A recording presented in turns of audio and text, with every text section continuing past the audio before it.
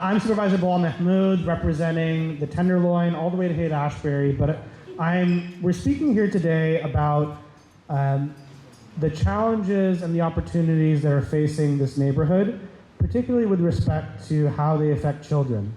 And when I think of this neighborhood and what I've seen it evolve through over decades, my family moved to this country over 40 years ago, and growing up in the peninsula, we would come to San Francisco just to visit the Tenderloin, because it had the restaurants and the community that they saw that they left behind in their home, and that's what was here in the Tenderloin. What people don't often recognize is the Tenderloin is a neighborhood of immigrants, of refugees from Pakistan, where my family's from, to Yemen in these last several decades, to Vietnam in the decades before that. You have Little Saigon to now a lot of the Yemeni community here as well.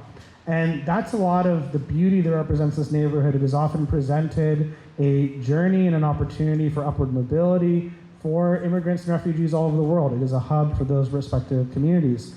And as a result of that, as a lot of these immigrants who have settled here in this neighborhood, there are over 3,500 children who reside in the Tenderloin. That is more than any other neighborhood in San Francisco. We have 6 or 7 of those stars in the back. You guys want to raise your hand?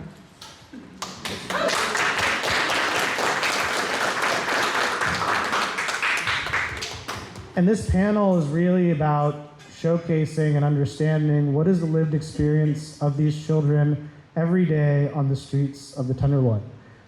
We have those 3,500 children, and there's a lot of beauty and services in the neighborhood that we're here to kind of discuss as well, from innovative parks and recreation centers and Boys and Girls Club and an elementary school and after-school programs and a community that's come together to really serve the needs of these neighbors. At the same time, we have a lot of challenges. We have to acknowledge there's an open-air drug market that is on our streets, and how does that affect the lives of the children and the youth who live here that have to walk past people who are dying on our streets every day, that after they come home from school have to evade drug dealers that could be preying on them. And we have to acknowledge that with the drug dealers and the open-air drug market that we have, there are increasing reports over years of people who were born and raised here succumbing to the drug trade, either dying of an overdose or getting involved in the drug trade itself. And so part of our effort here today is to hopefully dismantle some of the narratives and give you a positive hope of what's being done here, but also to reframe probably the things that you're reading in the news. A lot of times you're reading in the news that the people dying on our streets are not from here. That is a wrong narrative. A lot of times you're reading that the people who are getting involved in violence on our streets are not from here. That is also a false narrative. And we're here to talk about that lived reality, and it starts with understanding the experience of the children and the youth. And we've gathered a really extraordinary panel here today to walk through different parts of that story of the Tenderloin, from community groups to youth. And so I'm going to start with having each panel member introduce themselves, a little about themselves and what they work on in the community. Start with you, Mark. This is on? Okay, perfect. Dr. Mark Luce, I'm the behavior specialist and academic specialist at the Kroc Center. My road to get here is very unique. I was a special ed teacher, regular ed teacher, dean of students. A lot of my stuff was in the Half Moon Bay area, Daly City area. I was my daughter's elementary school principal, which was very interesting but super fun. High school vice principal, assistant superintendent. Anyway, started my own consulting company, loved it. I saw this job opening and I jumped at it for a couple of reasons. The Tenderloin is hurting, and it's hurt for a long time. And it's filled with a lot of people that care tremendously, and a lot of them we're all here now, and more, obviously. And I thought that I could come and contribute. And man, I have never regretted a day. It is not just the Kroc or the Tenderloin, but the people I've met, the students, the resiliency, the twinkle in their eye, and just how academically curious they are. And that's a lot of stuff that you might not hear from the media. So that's kind of what I came here or what brought me here. I also really, really love the connection and with the schools, Tenderloin Community School, Reading, Spring Valley, just super teachers, really, really caring people. So, Mark, for those who don't know, can you say a little bit more about the Kroc Center and what they do and what your role is there as well? Sure, absolutely. So, depending on the time of the year, we're in after-school program, which is the school year. So, with the help of the amazing people at Safe Passage, we go to pick up the students from Tenderloin. We bring them here. Our real bread and butter during ASP are two things. We look at their academic level thanks to Rotary and Book Nook. We can assess their reading level. We have high levels of communication with the teachers. What are the concerns in the classroom? Behaviorally, are they on a 504 SST, IEP, how can we help? We're really proud of the homework where the kids finish it every day. So when they go home, mom and dad don't need to spend time just trudging over the homework. They can have amazing quality time with their kids. They come home, parents are tired, they work really hard. So we're really, really proud of that. And that's kind of what we're famous for, those two pieces. The academic rigor, the communication with the community and the schools, and then making sure we know exactly where they are, their reading levels, with the way we assess their abilities. Thanks, Mark. Alberto. Hello, everyone. My name is Alberto Martinez. I'm the Director of Student, Family, and Graduate Services at the Merrick Academy. This is my 5th school year, and I would say I'm really blessed to work at this position because I get to see the incoming students as we do it in 4th grade. I get to work with them in 8th grade. I get to help them graduate college or go to college, talk about financial aid for the families, and then actually see them graduate. So I would say right now I'm in this group where I cannot leave because now I know everyone, which is great. But yeah, I'm born and raised in San Francisco, the Mission District. Before this, I was working in public school, so at James Lick. My last job was at Buena Vista Horseman, and the principal there, Claudia Moran, was the one that kind of told me to get my master's in at USF. I got it, and I found this opportunity, and I'm blessed to be working here. I really enjoy the families, the students, and even the graduates. You know, they'll come around, but when when they give you the whole stories or when the insights, it just gives you like a unique feeling that it is dependent on their community and everything that's around there, or how we're saying it's not perceived, it's perceived by what people think. It's not true because I've read college applications and they're talking about how people perceive the Tenderloin community, but what they see their community as in their perspective is something way different than anyone else can see. So I just really enjoyed this, and I love to just talk about it too. Alberto, for those who don't know, what is the Marillac Academy and what do they serve? So the Merrick Academy is a 4th through 8 Catholic school. The thing that's really unique and different is we have a 15-year commitment for them. So when they come to us, we tell them that until your student or your child is still 25 years old or even older, we're going to help them. So we have around 107 students that are they're in the Marillac. We have about 96 in high school, and then we have another 96 that are in their post-secondary range. And my goal is to kind of work with each high school that they're at, even with the students, even tracking them if they're by themselves.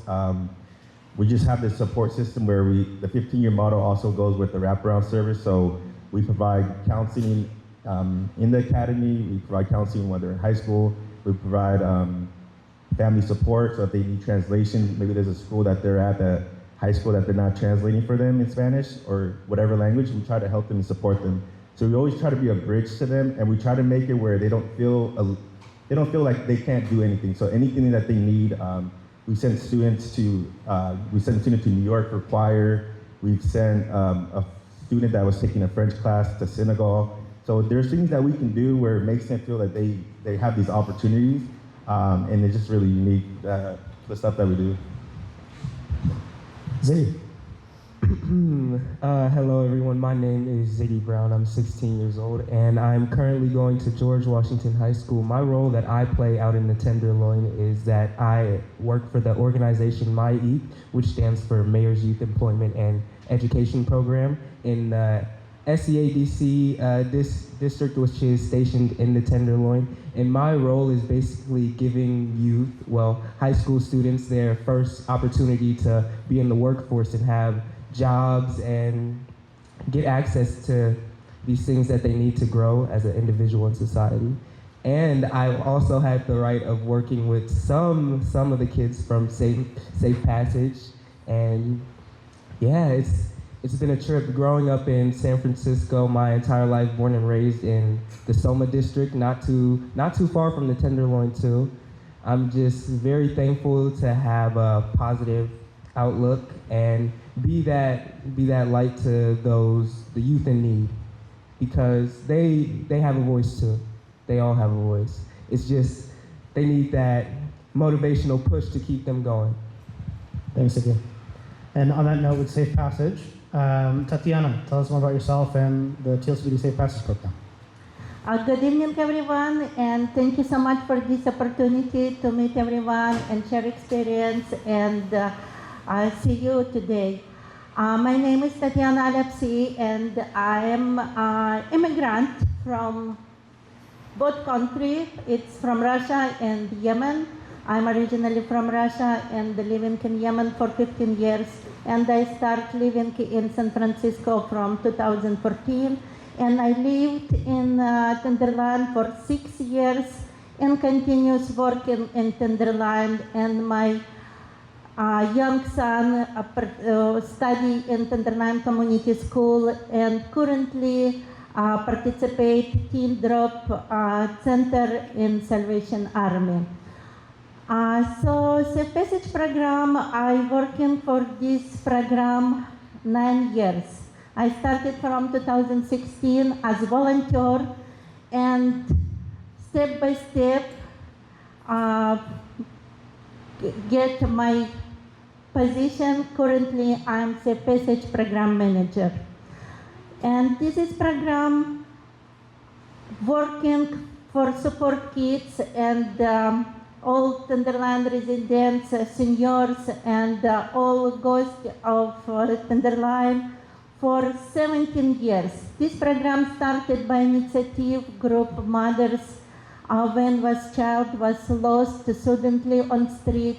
And situation on street, it's a very challenging in Tenderloin. So mom bring together idea to work together and support kids when kids back from school and go to school.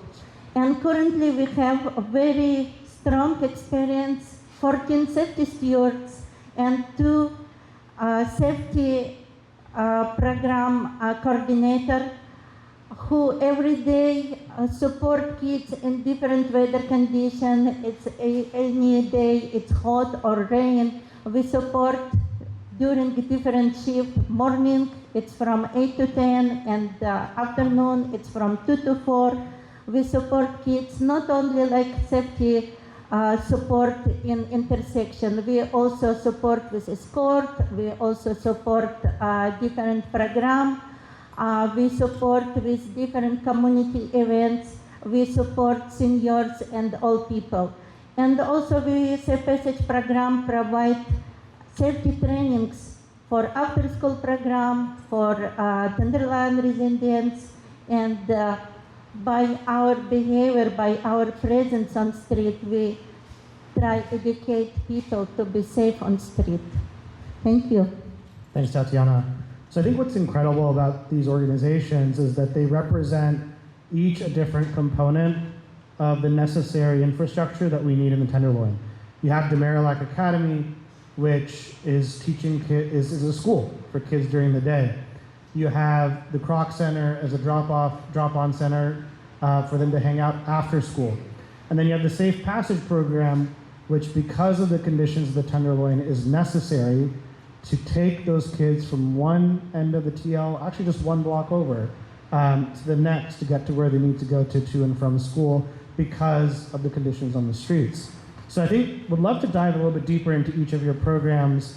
If you could share maybe one thing about your organization that most people don't know or that you feel is critical, a secret sauce to success in serving the community.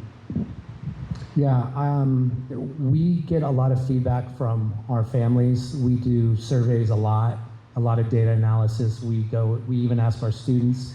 And the one thing that they might not know is that we have significant need when it comes to food insecurity, and we are extremely aggressive in taking care of that or helping to take care of that.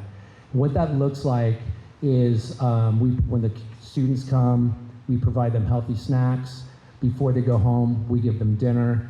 And then every Thursday, we give them a weekend food bag, which has fresh fruits and vegetables, easily made meals, and they absolutely love it. The feedback is just so positive and so strong. And we would just always have our little stashes depending on what student. We have one kindergarten student that just can do like 30 graham crackers in a day, and so we've got boxes for him. Because I think we all know if they come hungry, it's really hard to learn. And so even on a day like today, we make sure that our water has got lots of ice in it, and they can honestly have as much food as they want. They can take home food if they need to. We have family nights, which are all, we just had one last week, which is kind of a hidden gem, where we had a big art show for the students. The families can come in, and we have a meal, we have a raffle, then we always have extra food and to-go containers, and they leave arms full, and it's just a joy. It's an amazing sight. And so the food insecurity is a big need that we're doing really well with and addressing that some folks might not know about. One thing I find amazing is that not just the food, but you have a lot of toys. So one of the unfortunate realities of the Tenderloin is that there's not a single toy store in the Tenderloin. There's not a single ice cream store. There's not a single wholesale grocery store. So as a result, a lot of these organizations have to fill in the gap. You want to tell them about your toy drive as well? Yeah, it is quite an undertaking. So if you can picture this room, this is kind of our elves workshop. So just completely filled with shelves of balls and toys and dolls and academic games and so on and so forth. And then if you can picture the entire gym filled with rows and rows of big, huge red bags that are gonna go home to every family in the Tenderloin. And it's an amazing undertaking. We're talking thousands and thousands of toys. These are like giant. Yeah, they're like Santa bags. I never got as a kid, so I was pretty jealous. Yeah, it's so much fun, and so believe it or not, it takes a long time to plan. So we just started talking about it today, and it's usually like the second week of December we start really ramping it up and giving out the toys. But yeah, it's spectacular. Ziggy looks excited. Yeah, it's. Oh, I remember when I was younger, I got one of those in elementary. Wow, it's the pictures like in my my elementary school yearbook. That was, wow. Yeah, and the thing that's really nice too is that we don't just like grab toys and put them in. The parents are like, hey, if you could throw in maybe some clothes too, or some socks, or a Warrior shirt, that'd be great. So it's very specific to the family, and also age appropriate, and then sex appropriate, so on and so forth. And then during the while I'm on the subject of toys, we also, for good citizenship and like showing good behavior and respect, we also give out smileys during the day. And so those accumulate, and then they cash them in on our smiley store, which are, they range between 25 smileys all the way up to 500 smileys. And there are, believe it or not, there are some of our kids that will not spend them until they get to the $500 table, and that stuff is awesome. So I couldn't have done that when I was a kid, but thank you for that question. Thanks. Alberto, what's the secret sauce of the Marillac, or something people don't know? Like I just said, that 15-year model is the unique one. But what we do with admissions, we walk with them as an admissions process. The admissions process is pretty hard for a certain family, so we walk with them together. But our secret sauce is that when we do this admissions, we have a family interview where we go to their house, because we want them to feel that we're going to be a part of their community, and we talk about our commitment to them. And as we go together, we're walking together with them. And then as the 8th grade happens, right now our students are dealing with the high school process. Our family's probably the first time. We're guiding them together. We're doing transition with them. So that's like one of the unique things. And then I'll just give you a quick story. We had a family got referred to us, I want to say probably in like July. She came to us really upset from the Tenderloin, had said that one of the Catholic schools that she was attending, the tuition rose way too much for her. The daughter was in Turkey, did not know what was going on. We helped her out, we got everything going, and then she's at our school. So it's one of those things where we want to help our community, we want to help people in need, and I think that's the secret sauce where anyone, I have had people from like a 26-year-old person from the Demirac come back and say, can I get some help, or resources and stuff like that. So they know that that's a hub for them, and whatever questions that they have, they can always come back to us. What are the demographics at the school? The majority of them is Latin, and then we also have Southeast Asian is our majority of us. And they're all across San Francisco, I think somewhere outside the city. Majority of them are from the Tenderloin, Soma area, and then the rest are from other areas in San Francisco. Appreciate it. And you're probably the only private school in the neighborhood, I think, for kids? Yeah. Yeah, appreciate it. Ziggy, what was a program that people might be surprised to know that you've enjoyed over the last several years in the neighborhood? A program, well, it's right on my shirt. It's right on my shirt. United Players has been such a big program in my life. They've helped me in so many ways I can't even stress. Like, for example, I had a huge anger problem growing up. Like, every single time, fight. That was my only option because of how I grew up. I was raised like with my mom and my dad, especially being with my dad, and we just be outside on the street till like dark 30. He raised me to be a soldier. I'll put it like that. He wanted me to be tough. So when I've had an altercation or any type of problem, I didn't know how to use my words, so instead I used my fists. But with United Players, they taught me there was way more to life than just altercations, fighting, getting into trouble. They taught me that I could be something. I had the ability to change the world around me. And once they told me that, I never looked back. Of course, I've had my problems growing up, my temptations. I've been in trouble. I'm not perfect. But they taught me that you can always come back from where you started, or you can leave a positive impact on the people around you from where you came in your story. Yeah, Ziggy, it's on a important, so those not doing United Players, it's a lot of formerly incarcerated individuals who are now coming back into society and giving back. So they're set up this youth intervention, youth after school program to provide a safe space. It has one of the nicest basketball courts I've seen, sponsored by the Warriors and now the Valkyries. So it's really become a community hub for a lot of the youth in the Soma and the Tenderloin community increasingly. And Ziggy is evidence of that as well. So thanks for talking about them. Tatiana, what's Safe Passage's secret sauce, or something people don't know about Safe Passage that you wouldn't know just by looking at it? I like share my experience, and this is secret of how successful this program. So Safe Passage have great relationship with kids, parents, school, after school program, and different organization. And what is some important things, it's kids feedback.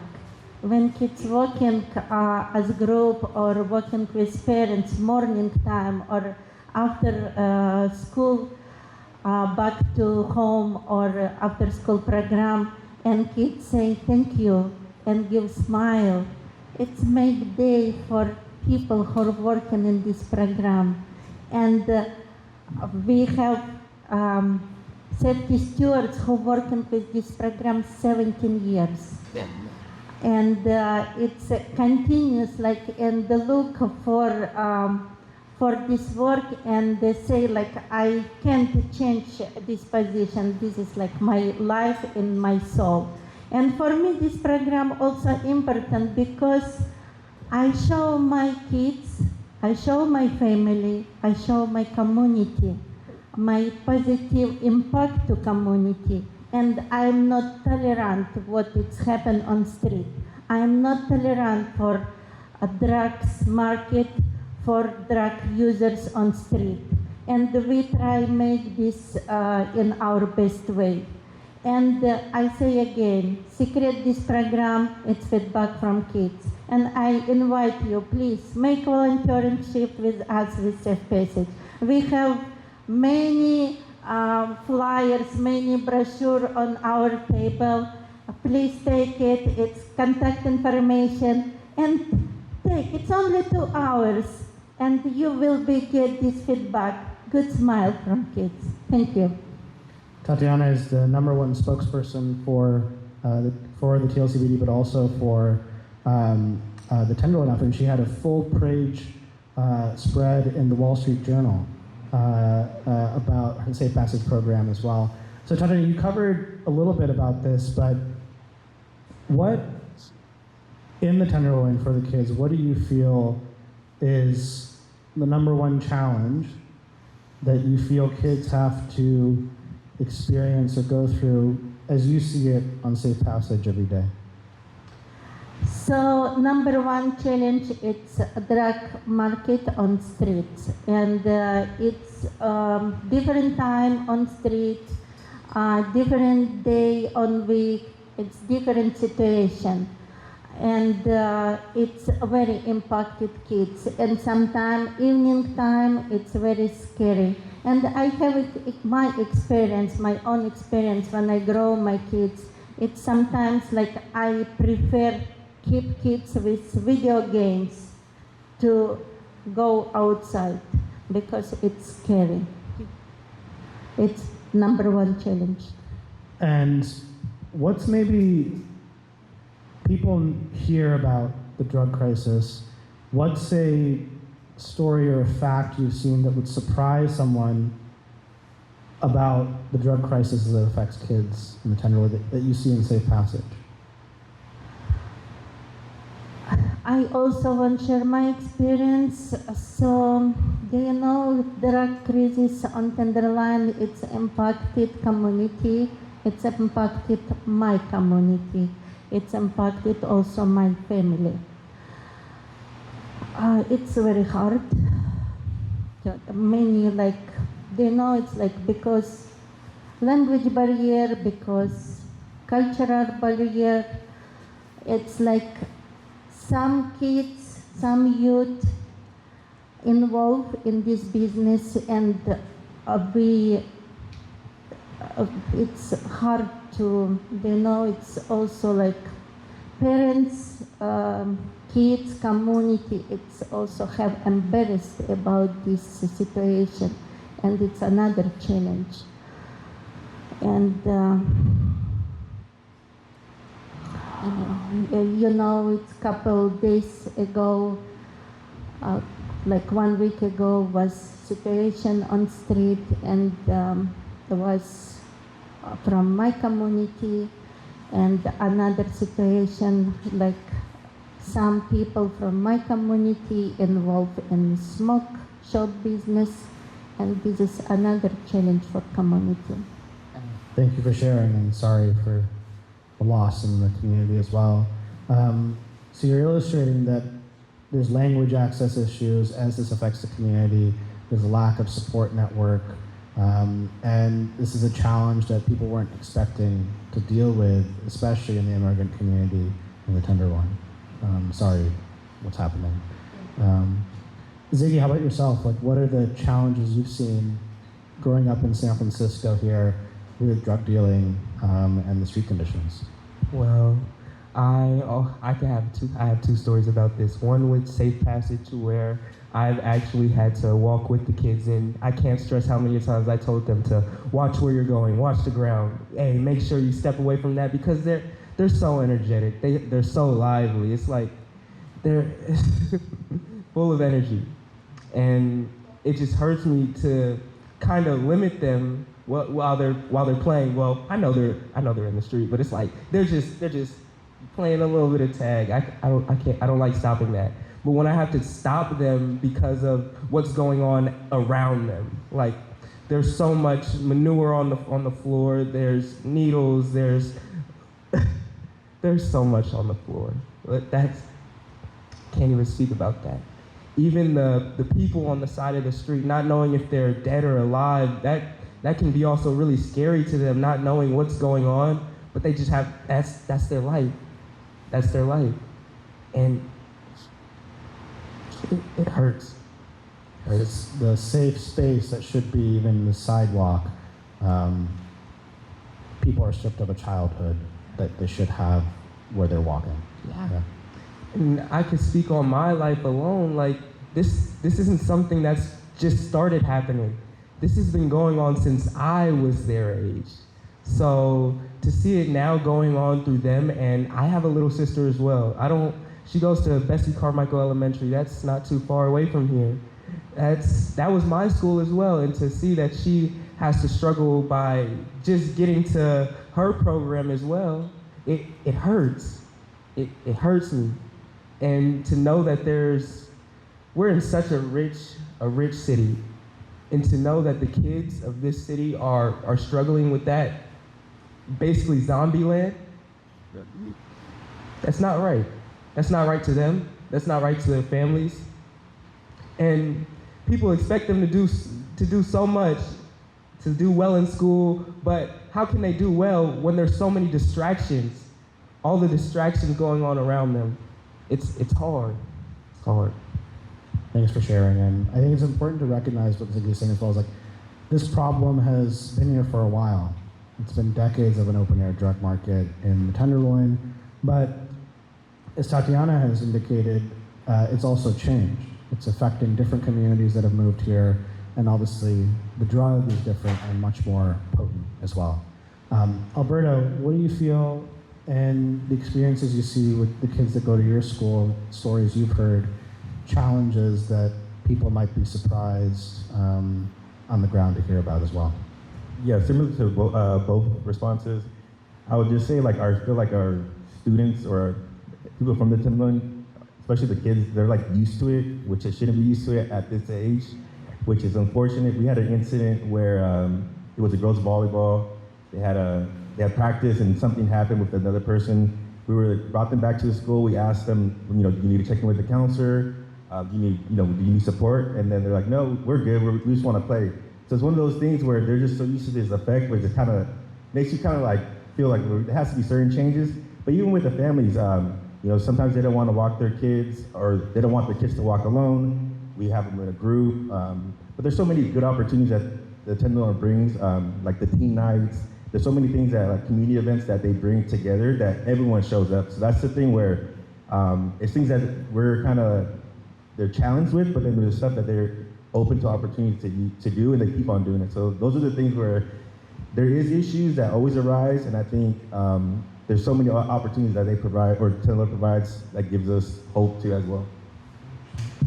And Mark, how about yourself? I know you told me, you and your team have told me stories of what kids have had to experience as a result of drug dealing at quite young, but maybe stories you've heard. Yeah, I want to be clear. I was raised in the mean streets of Kentfield, California, which is a lot different than here. I got to school by riding my bike. How many kids do you see in the Tenderloin riding their bike, right? Also, we all know this, that when the drug dealing and the using, it all leads to violence in many different ways. And in the Kroc Center, when it comes to after-school program, our summer camp, our teen center, 100% of our kids are trauma affected. And so, and some of the other panelists were saying, they're starting there, and then they see this, and then they see that. So, a couple of stories, working with Safe Passage, all of our new teachers go through training with them. I don't know if you guys know what blocking is with Safe Passage. So this is where if there's somebody passed out or somebody that looks not right, you basically put your body between that person and the kids. The other thing that I wanted to say is that Franco and Doug, our two school resource officers, are incredible. They're so patient, so compassionate.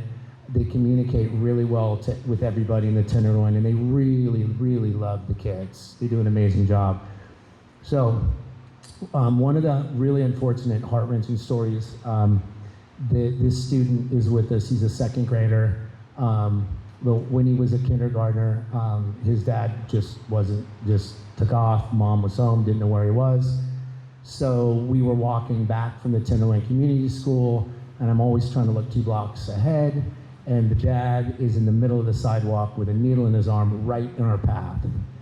And so basically fortunately, we were in a position where we could, and this is something else that we work with Safe Passage, we rerouted all the way around the block and then made sure that our 2 school resource officers knew that there was an issue over there. So the student didn't have to see that. You can imagine what that would be like if they did. And how many of us, have ever experienced or thought we would have to, take care of kids so that doesn't happen. So, but yeah, we all know we share the same stories. But I wanted to just, I'm glad I remember this. We talked about going to school, how kids go to school and so on and so forth. I did definitely want to shout out for our teen center, because these are now 6th to 12th graders that, 4 o'clock, 5 o'clock, 6 o'clock, maybe mom and dad aren't home yet. Where are we going to do homework? Have a nice quiet space. They come here. They can get tutoring. They can get resume writing help. We just had 140 of them here last Friday at our big monthly teen fiesta, I guess is what you would call it. And so, all the kids in the back. And then Justin, if you could just raise your hand. So Justin is the one that runs it. And he's,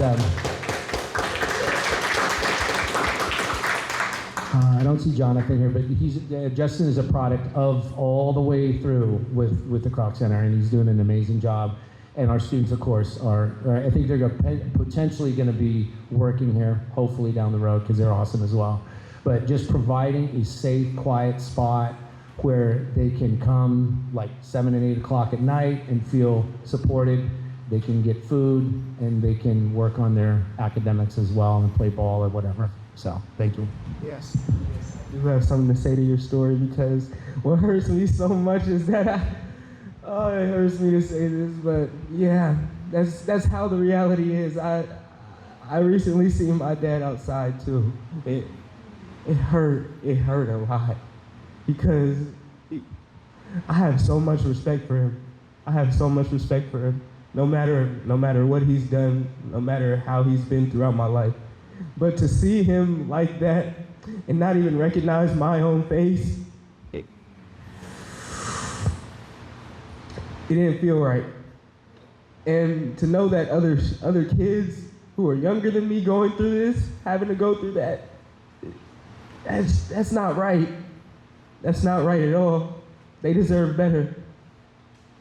All of them deserve better. They all do. Thank you, Ziggy, for sharing.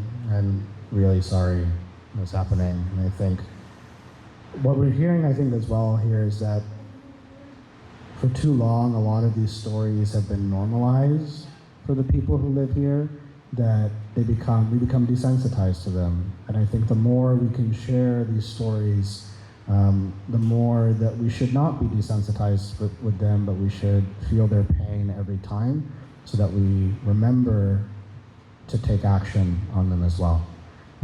Thank you, Ziggy, for sharing. I'm sorry this happened. It's like a dog.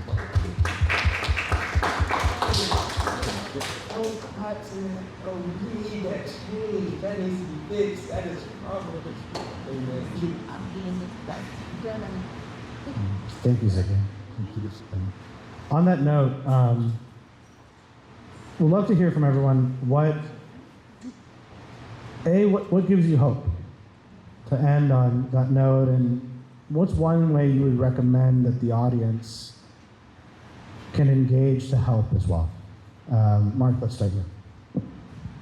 Yeah, I actually live on California Street, so I walk up and down all the time, and I have seen a significant improvement when it comes to the cleanliness of the streets.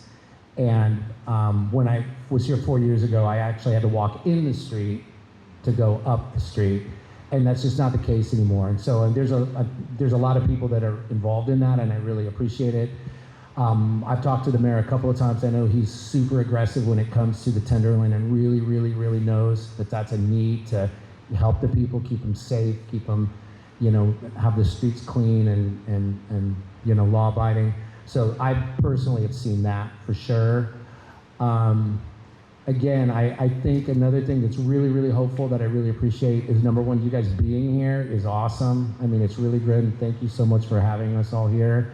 But then also the communication between, like I said, I know all these guys except Ziggy. It's a pleasure to meet you, but I know all these guys. I know, the Safe Passage and the communication that we share, the app that we have that all on our phones where it say, hey, be careful in Ellis Street. You might want to do this. You might want to, it's all connected through law enforcement and the after school programs, and everybody really, really cares. And that's one thing that I don't think gets publicized enough.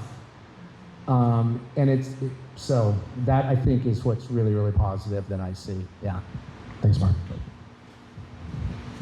I would just say, just the community. There's been a lot of community events that happens here, and if you haven't been to one of them, you should, because they all come. They're excited. The students are excited. The families, and that just gives me hope, because we're still providing all the support and resources that they want and need, no matter where they're at or no matter the situation. So I think that's what brings me hope, especially when you see the smiling faces of the kids, and I see them in the morning and they're saying hi, or we shaking their hands when they come into the classroom.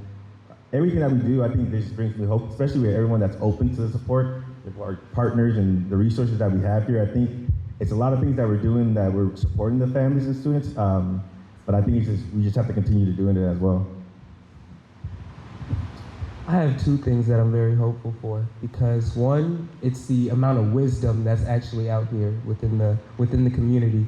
There's so much you can learn from anybody just walking up the street, or when you're at the park and they're just happen to be playing basketball. There's so many things you can learn from the people around you. So you just got to take the time to listen to all of their stories. Well, listen to their stories, because they might tell you something interesting that you never heard before. And also, I also want to touch on something that Mark said as well, like the resilience within the youth. They're strong. They're stronger than ever. And to see that is great, but we need action. We also need action, so that the parents play a big role in all of this. You need to take account and listen to your kids. They'll tell you what's going on if you allow them the chance to. And remember, you guys are the ones voting. We can't vote yet. So what helps us, what benefits us, you guys should be in that best interest to help us. Well, We can kind of lower the voting age to 16, though. So.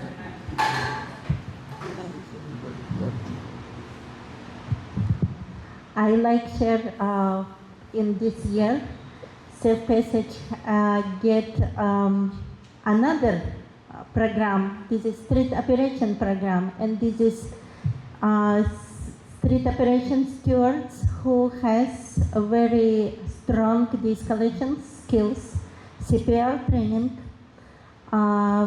very strong skills to communicate with people who live on street and who like under drug influence, and available to have conversation and ask people to give space for people in more serious way. So this team start working and support Safe Passage, support Clean Team Operation Team. Also, it's a TLCBD program, and these people also start support in Elm Alley. Every morning start more early, 7:45, to check condition about Tenderloin Community School, and also working during afternoon time when parents pick up kids and after school program. It's amazing team, and I think it will be provide more and more support for Tenderloin. And another very good things, it's what's happened in Tenderloin Community Benefits. It's have a very good program, youth-centered program. It's pay internship opportunity for youth from 18 to 24 years age, and this program give opportunity for youth to work and look forward more, be strong, and have opportunity to get some job opportunity. And it's also happened in last year, and I feel this is a very good opportunity for youth. And TLCBD continues work to support youth. Thank you, Tatiana. And closing up that, before we get to Q&A, let's give all our panelists another round of applause for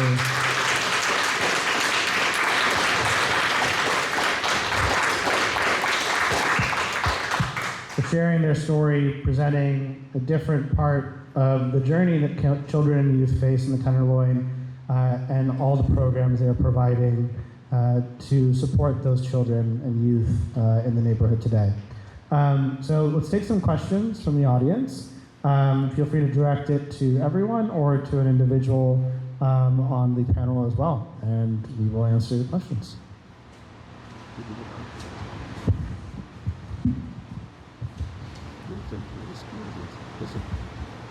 It's just a general question. If people want to help in terms of making donations, what kinds for their time, what kinds of things do you take, and who does it go to? Yeah, maybe every organization can share what are the volunteer opportunities or donation opportunities of respective organization. Start with Tatiana.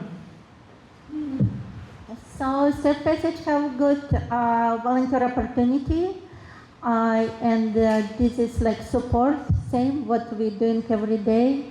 We have a different shift. It's morning from 8 to 10 and from 2 to 4, except Wednesday from 1 to 3, and it support meet kids, escort kids, support with safety crossing on intersection, and also observe sidewalk and prepare sidewalk for group kids will be walking. And we have a lot of flyers, brochure with contact information. So please, if you're interested, take and join us. Thank you. I, in fact, do not own an organization, but United Players, just stop by. Actually, stop by. Talk to Uncle Rudy. I will personally, if you contact me, I will let him know. I will let him know personally through myself, because me and him, we're like this. That's my uncle. Ziggy, what's the address or where is that JIT located in? Ooh, that is a good question. Howard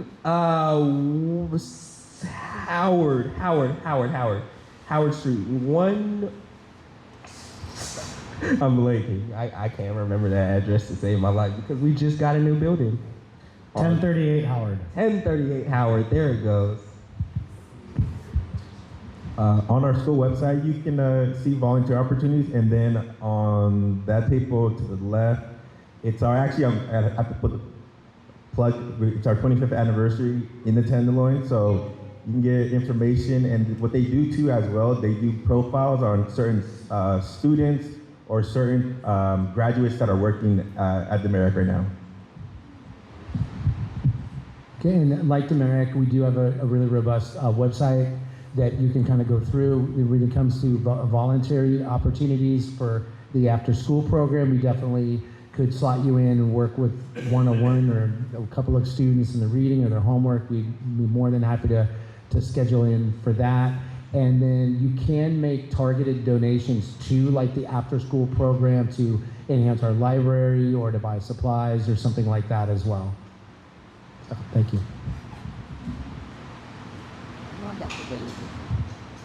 Next question. I don't quite know how to ask this question. I'm Kathy with the Healing Well. We're up on the 300 block of Ellis, which is, there are a lot of our sisters and brothers on the sidewalks there, right?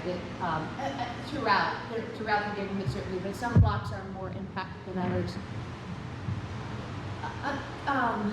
a challenge that every one of us in this room faces, right, is the desire to support the families and the children and everybody who lives here so that they can have a really positive and hope-filled upbringing in life.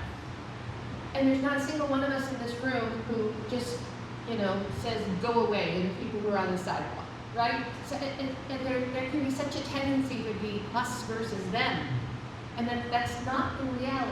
And it's not going to work, right? And so I guess I don't even quite know what my question is, except I wonder if you have, the question earlier was where do you see hope? And maybe it's along those lines. Are you experiencing, do you see any practices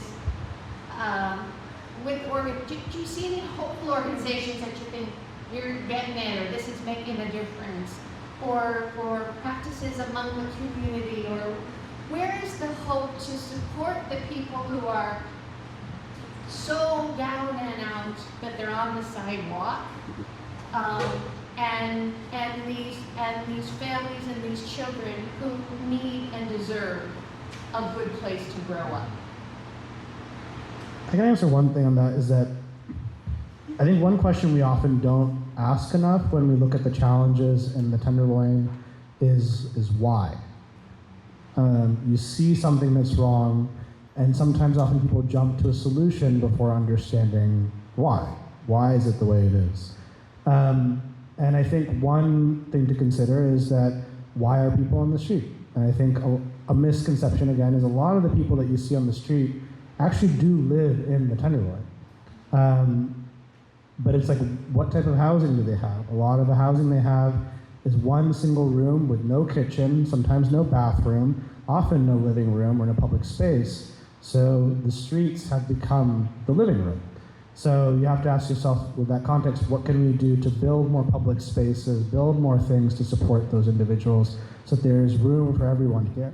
In terms of a program that gives me hope that I've seen, there's many different community ambassadors in the Tenderloin, and they all serve extremely valuable functions.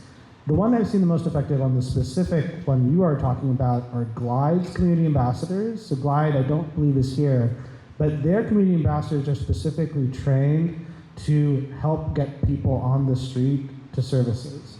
They help to have a conversation with the individuals there, and will move them along, but move them along humanely. They always have candy with them as well.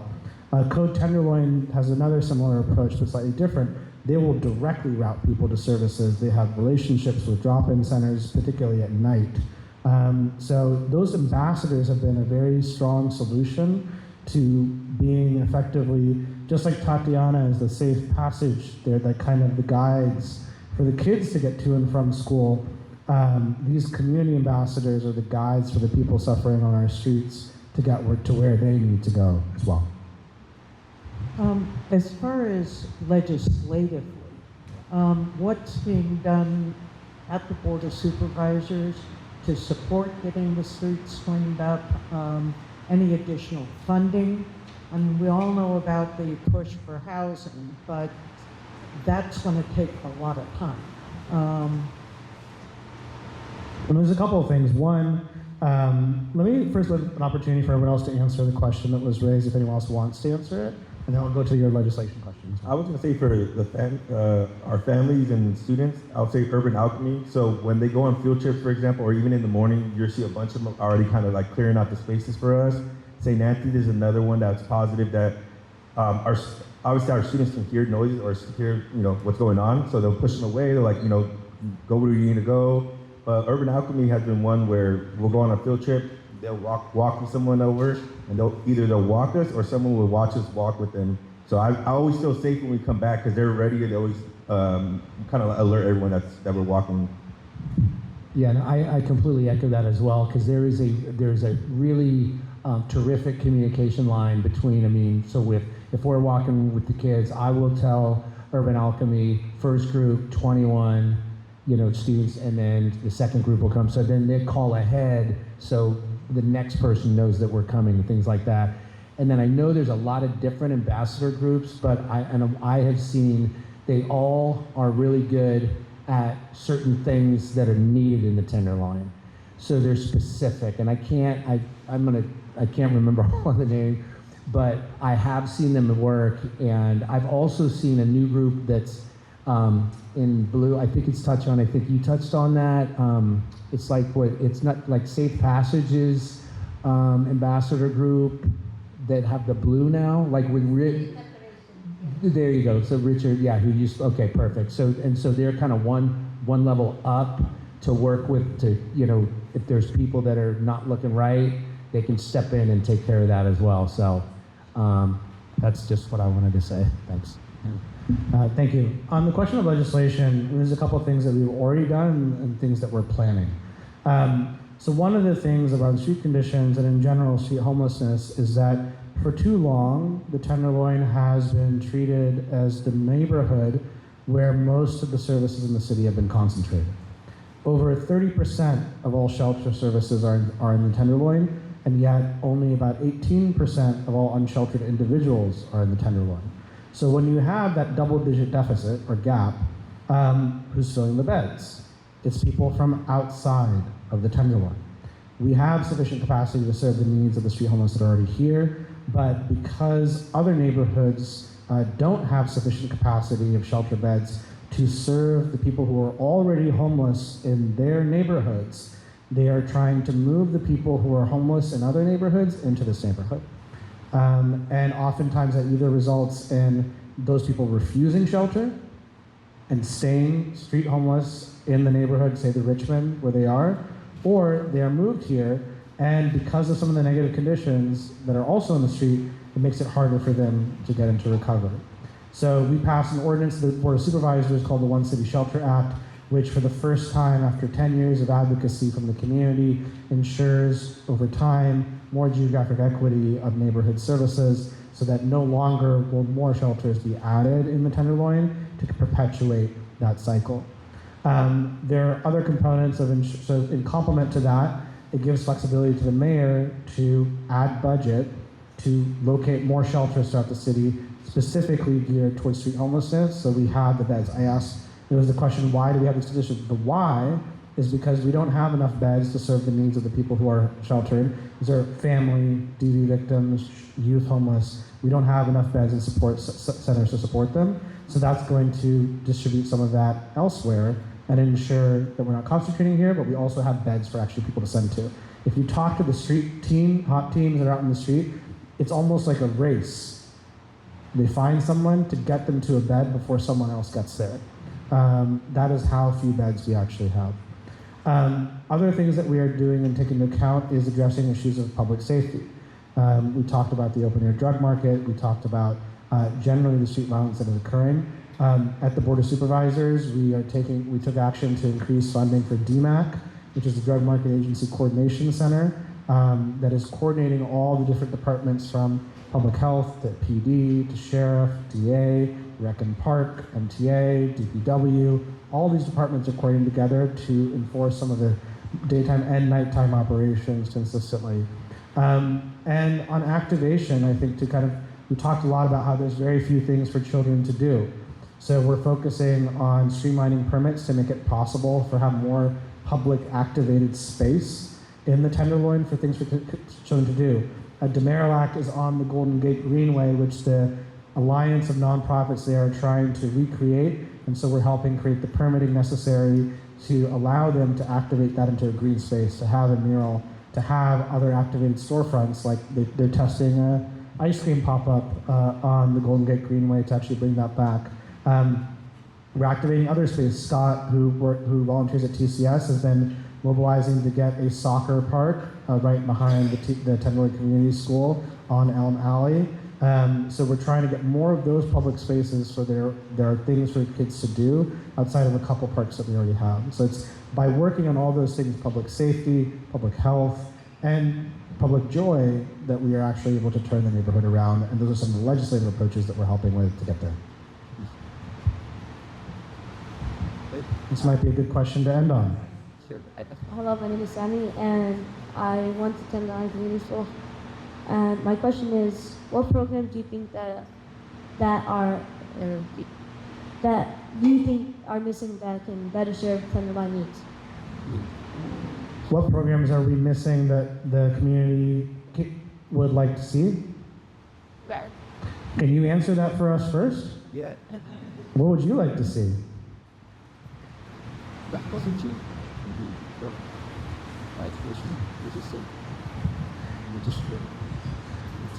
What do you want for your next Eid? What can your mom get you that's not here? I don't know. You have a very easy kid, Tatiana. Yeah. More sports? More sports? Okay, yeah. Any specific sport you want to play? Basketball, soccer. Cool. We'll work on getting the soccer field. So, cool.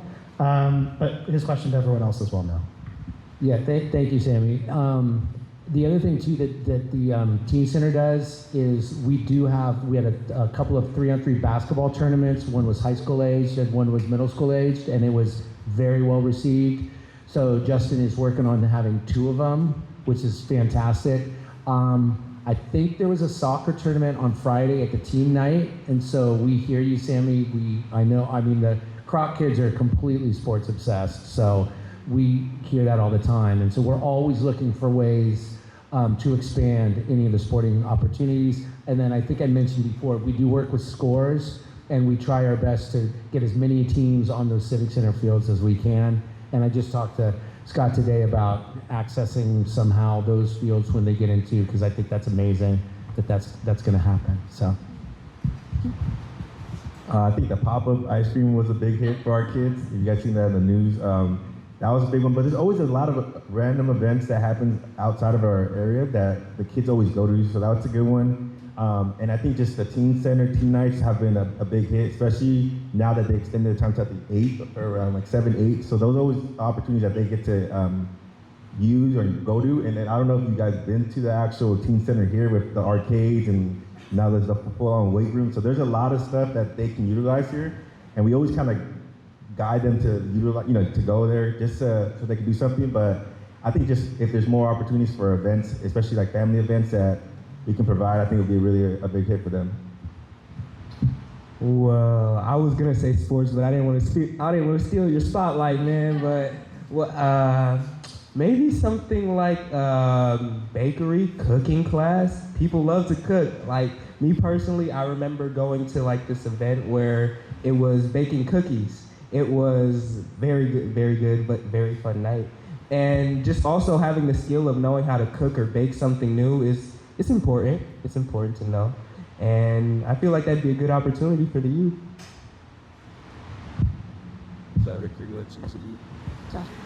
I think it will be good if we have classes like parents, youth classes, especially for like teenagers. A couple years ago, before pandemic, it was in Tenderloin like this class, and I was participate with my older son, and it was very great. Like during 6 months, provide for us like tactics, how like if something have challenge, how we resolve this challenge with teenagers, and how communicate. And it's a difficult age, it's a challenge, and especially in Tenderloin, easy to lost child this time. So I think it will be good if this class is back again to Tenderloin, and it's give better communication inside family, parents and kids. Yeah, Tatiana, we on our family night, we put out a survey to all of our parents about what kind of training they thought that would be helpful for them. And so they did come up with how to navigate the education system, the public education system, the special education system, how to reach out for healthy foods and things like that. And so we don't have anything yet with parents and students, but we definitely are going to set up the parents for a lot of really good training that they asked for at the Croc Center. Sammy, which idea do you like best? No pressure. All of them, great. So we'll end on that note. So let's give another round of applause to all our parents.